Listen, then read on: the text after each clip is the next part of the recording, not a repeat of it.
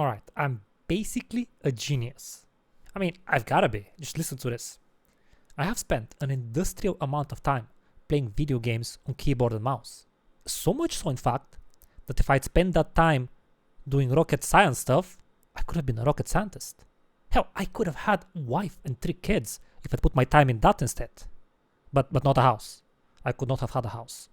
I'm a millennial. We don't get houses. Anyway, here's the genius part. I already have those 6 skills, and I can now put them to work to learn the guitar super easily. Transferable skills for sure. Look, I can already move my fingers like this. WA is to move around, yes? Then press a bunch of buttons to activate different abilities like this. It's like playing an MMO with all the buttons. If you know, there's also modifiers. Shift something, out something. Many buttons that I can press. You can also hold W to walk, shift to run, press C, which is crouch, and then we get a slide. And then we go let go of sprint and crouch and press space to jump, all the while holding W. Now I'm not pressing the buttons because I'm recording. And first time I did it, when I pressed space, it stopped recording. So you get the idea, I can press the buttons. I can also type pretty fast on a keyboard, compared to boomers who spend half their lives thinking that teapots are still a new invention. Truly, I've impressed 1 or 2 old people in my time, I'll have you know. Watch, I'll show you. Okay, the setup is a little bit ghetto, but I work with what I have. Alright, let's see how this goes.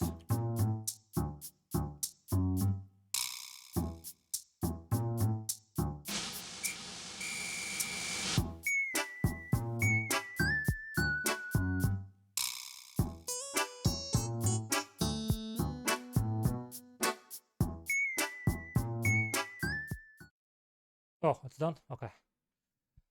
Your accuracy is 198%. Okay, so I failed something.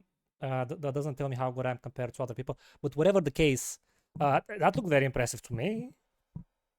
It's a perfect plan, isn't it?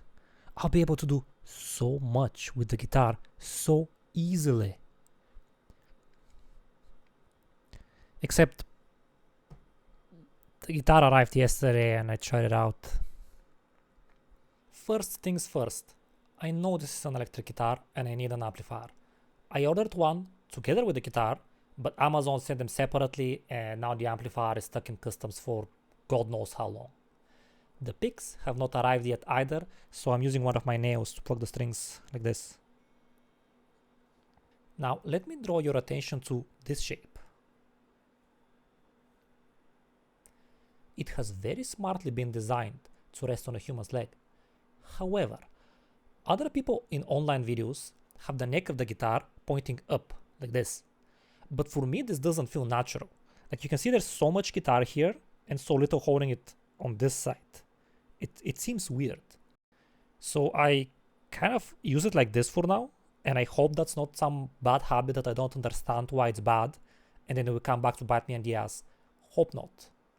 That was a sentence, okay? I'm sure you know what I meant. Regardless, there's one skill that's not transferable from using computer keyboard. It took me a bit to get used to this, but today it feels better actually. But what really sucker punched me was the spider exercise. Real quick for the uninitiated. The spider exercise is where you play a different note with each finger going up or down the guitar, like this. So you would play one note, then another, and you just go up. Or you can go down, you can go in many different ways depending on how advanced you are, I suppose.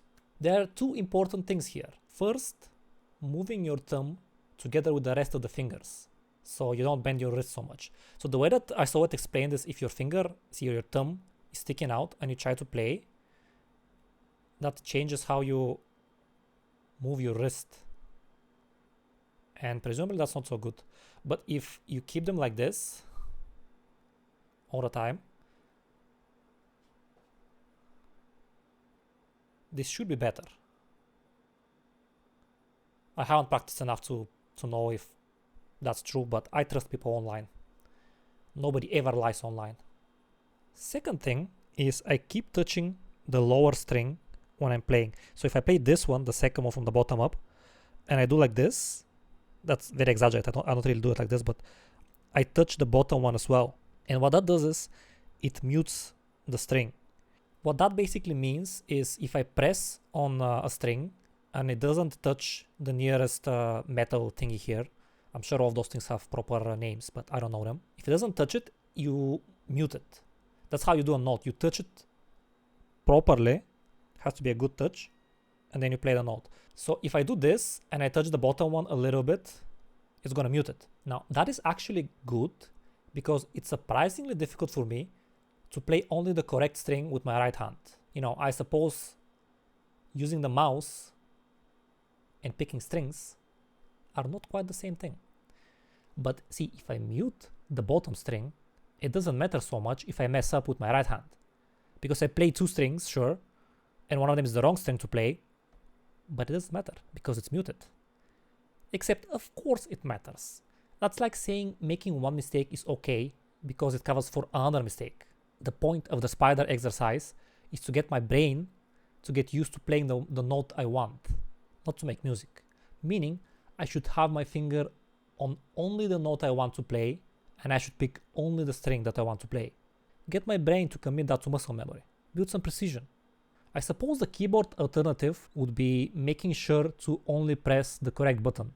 Avoid the so-called fat fingering, where your finger smacks the middle of two or more buttons, if you're talented like me, and you end up pressing all of them awkwardly. Hold up, let me show you. So we have the keyboard. If I press a button, that's good. If I press in between, because I'm rushing, and maybe trying to get from here to H, and that's kind of a long stretch, I don't go all the way, and then I press G and H at the same time. Fat fingering. The spider exercise feels much more difficult to me than not fat fingering my keyboard. So again, not a transferable skill. Although I wouldn't be surprised if people who have never touched the keyboard or don't use it very much would have even more difficulties with the spider exercise. Anyway, the secret to doing the spider properly is to use the tips of my fingers. So this instead of this. No. Yes. And of course, doing that for a while is hard on the fingers, but also this. See, if I try to use the tips, it's all good until I need to stretch my fingers. Say I have to go all the way to the side. And look at what my pinky does. The more I stretch, I'm not sure if you can see it properly, but it bends at the wrong angle. It's supposed to go like this, but it bends sideways. This bend, the sideways, which it doesn't show very well, but it's bent up a little bit sideways, like this, at an angle. It feels natural, but it also feels sloppy when I play the guitar. And I don't know if I should get used to playing like this, or if I should work towards straightening out the pinky somehow. Probably the latter, but it's so difficult. I need more practice, which is not surprising, but man, this was supposed to be easy. Not learn this, learn that, practice this, practice that. I did a couple of chords to see what playing a few notes is like, then see what playing a few chords is like. It makes sense. And also the video I watched said so. So I made this shape with my fingers here that I'm going to show you, and I played the strings. I don't remember it exactly. Wait, so this goes here, and those two go like this. I think this was the one, and then you play all the strings. And that's a chord, right? And it's easy enough. Like, actually, not bad. This is okay to do. But then, if I want to play music and not just chords, right? If I want to just put my fingers and then play the chord, that's fine. But if I want to play music, I need to transition from one chord to another. And also from random notes somewhere on the guitar to a chord at a very specific spot. I mean, the notes are probably very specific to the music as well, but the chords are extra specific, I think. Here is what chord to chord looks like. So you play that chord that I mentioned, which I still remember, totally remember. What is it, like this, and then this. And then after that, it was something like you stop using this one, then maybe move it, and then you use the pinky to press. So it will be like, I'm just giving an example, so it doesn't matter if it's inaccurate. You move from this to this, and I'm not sure if it looks easy to you guys, but that goes against my nature. It feels so weird to do. So I do this shape for a chord, and then I play however many times I want, Then I transition to this shape. I play however many times I want again, or however many times the song says so. And then I go back and forth. And I already forgot how it goes. Now, I don't have a meaningful understanding of what 140 beats per minute means, but just the thought of switching chords at whatever 140 BPM means makes my head spin and my fingers hurt. But whatever, that's fine. Practice, practice, practice. Not a transferable skill, apparently. Although, again, it might be more difficult for other people who are not so used to keyboard. But it's okay, it's fine. I can pump myself by going to this website and checking out what playing the guitar looks like in songs I like, now that I have some hands-on experience and I can get through my head what the annotations mean. See, this makes sense. Those are the guitar strings. The number indicates where on the guitar the note is. 0 means play the string without pressing any note, and non-number means skip the string. Simple. Except you may have noticed there's a bunch of other stuff on the screen. This means you need to repeat. So you would play here, you go all the way to here, and when you get to here, you go back and you play again. And those numbers here mean different finish. So first time you would play this. On the second time when you repeat, instead of playing these 3 things, you will play these 3 things. PM, as shown here, means palm mute. And that's when you use your picking hand and you put the side of that hand, not the palm, on the strings. And apparently that changes the sound a little. Let me show you. Now I can't like show you because I don't have an amplifier and you can't hear the guitar. But where you normally play like this, with palm mute, you would use this part of your hand, you press it on the strings, and then you play like this. And it makes different sounds. This squiggly line here, I read upon yesterday, but I don't quite remember what it means. I think you move the string a bit after you play the note and it makes a cool vibrating sound. Which, you know, all sounds are vibration, but this one is extra vibration-y and more cool.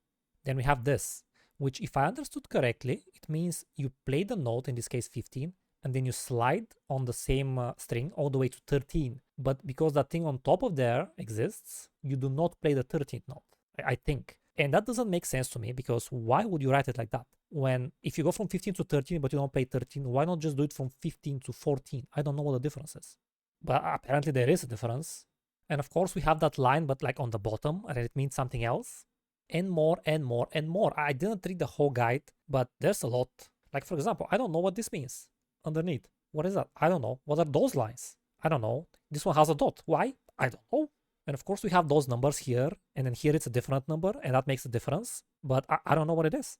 And I watched like 3 videos on that subject. I don't know what it means. Those numbers are a mystery to me, an enigma. Now please, let me show you the biggest baffles that I encountered here. Look at this. It's empty. So you'd think that means she doesn't play anything, except if I were to press play for a little bit and hopefully not piss off YouTube, that sounds you hear. And you know, earlier in the song, they start with the bass. So if you're thinking, well, maybe that's still the bass, but it sounds so different. That transition, can a bass do that? I don't know my musical instruments, so you forgive me, but if a bass can do that, I'm very impressed. And maybe I should look into getting a bass next. But you know what? It's fine. Maybe that's just me and I don't understand the capabilities of different musical instruments. Or maybe someone just didn't put the notes. But you know, that's fine. That's probably on me, right? How about this? This seems like a very simple song if you listen to it, but I checked here and look. She's holding 5 notes here. 1, 2, 3, 4, 5. How does that work? Does she use the thumb? And before you convince yourself that using the thumb is exactly what she's doing, check this. 1, 2, 3, 4, 5, 6. She has 6 fingers now. And for some reason there's an arrow, like up and down. Obviously there's some technique that I'm not familiar with, but trying to read this with my pathetically rudimentary understanding yesterday was a trip. Alright, last one. I won't even go in detail with this one. Look at this. Look at it. I can't even. Do you guys remember that funny joke where math starts out with numbers, then at some point you calculate the alphabet? Well, this is like doing algebra with shapes. So yeah, I had a blast yesterday. If you can use a computer keyboard, you should get a guitar and jam out. You can trust me on that. You already have most of the skills you need.